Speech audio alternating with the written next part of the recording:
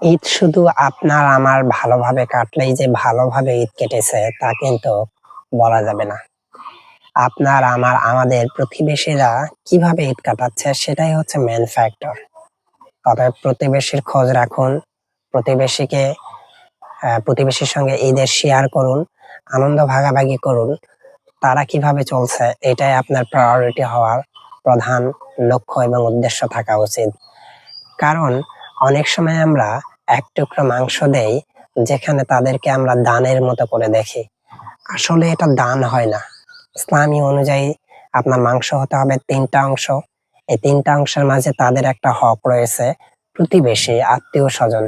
সুতরাং এইটা এক টুকরো যে মাংস দিয়ে আপনার ভালোবাসা দেখালেন, এই ভালোবাসাটা সে কখনোই ভুলতে পারবে না। আপনি তাদের পাশে দাঁড়ান, তাদের সুখ-দুঃখের কষ্ট শোনেন, দেখবেন তারা এতটাই আনন্দিত হবে যা কল্পনার বাহিরে।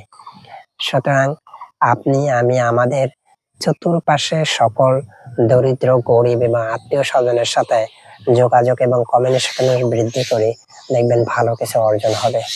তো আজকের মতো এই পর্যন্তই। দেখা হচ্ছে নেক্সট এপিসোড।